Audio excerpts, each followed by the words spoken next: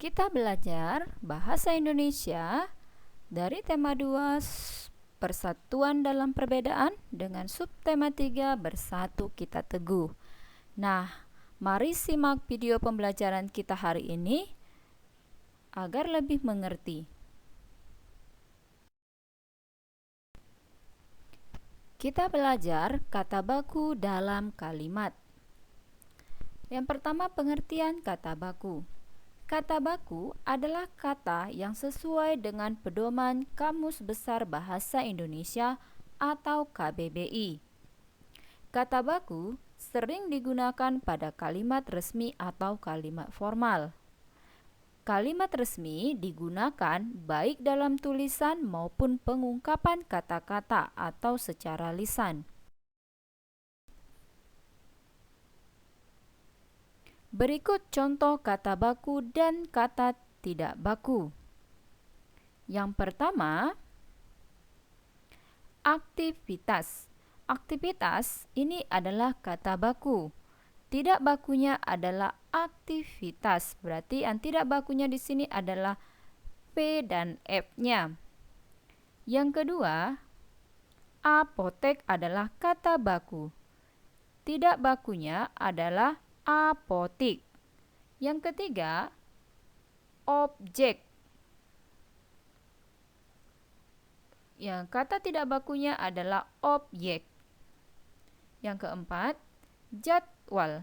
Kata tidak bakunya adalah jadwal. Yang kelima, bus. Bus adalah kata baku. Kata tidak bakunya adalah bis. Berikut contoh yang lain. Nah, coba perhatikan di sini. Yang berikutnya, menyontek. Kata bakunya menyontek, kata tidak baku adalah mencontek. Kata baku misi, kata tidak baku misi. Kata baku nasihat, kata tidak bakunya nasihat. Kata baku mengubah, kata tidak baku merubah. Kata baku sistem, kata tidak baku sistem. Kata baku tradisional, kata tidak baku tradisional. Kata baku terampil, kata tidak baku terampil. Nah, begitu contoh selanjutnya juga boleh diperhatikan. Kata baku dan kata tidak bakunya. Ingat, kata baku adalah kata yang penulisannya sesuai dengan Kamus Besar Bahasa Indonesia. Nah, selanjutnya perhatikan teks berikut ini. Teksnya diambil dari buku paket halaman 100, yaitu dengan judul DM Dia dan Naskah Asli Proklamasi. Mari baca teks berikut ini dengan saksama. Amatilah kata-kata yang terdapat pada bacaan tersebut. Apakah ada kata-kata yang tidak baku?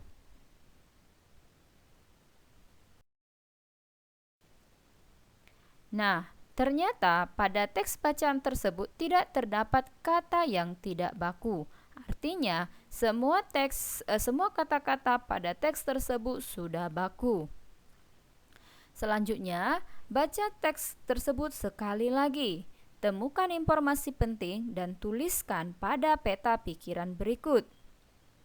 Nah, mari lengkapi peta pikiran berikut dengan menggunakan kalimat efektif dan kata baku. Nah, dengan judul teks tersebut, yang pertama adalah DM Dia dan Naskah Asli Proklamasi. Yang pertama, apa? Nah, informasi penting dengan menggunakan kata tanya apa yaitu naskah asli proklamasi yang dibuang ke tong sampah diambil oleh DM Dia. Yang kedua, informasi penting dengan menggunakan kata tanya mengapa. Karena BM Dia menilai naskah proklamasi memiliki sejarah tinggi. Selanjutnya, informasi penting menggunakan kata tanya siapa. DM Dia. Selanjutnya, informasi penting menggunakan kata tanya di mana, yaitu naskah proklamasi disimpan oleh Arsip Nasional. Selanjutnya, informasi penting dengan menggunakan kata tanya kapan ketika ikut hadir pada saat persiapan proklamasi kemerdekaan. Dan terakhir, informasi penting menggunakan kata tanya bagaimana, yaitu BM dia mengambil naskah asli dari tong sampah dan menyimpannya. Nah, inilah informasi yang terdapat dari teks yang berjudul DM dia dan naskah asli proklamasi. Dan ini telah kita buat dalam bentuk peta pikiran.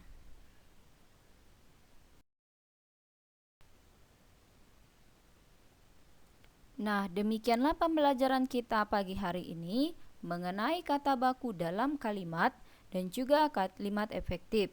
Kemudian, kita juga sudah mempelajari tentang menemukan informasi penting dari teks dan menuangkannya dalam bentuk peta pikiran dengan menggunakan kalimat efektif dan juga kata baku. Sebagai tugas pengetahuannya, kerjakan soal dari LKS halaman 87, bagian 1 nomor 1 sampai 10, bagian pilihan berganda. Tuliskan soal dan pilih salah satu jawaban. Silahkan kerjakan di buku latihannya dan selamat mengerjakan.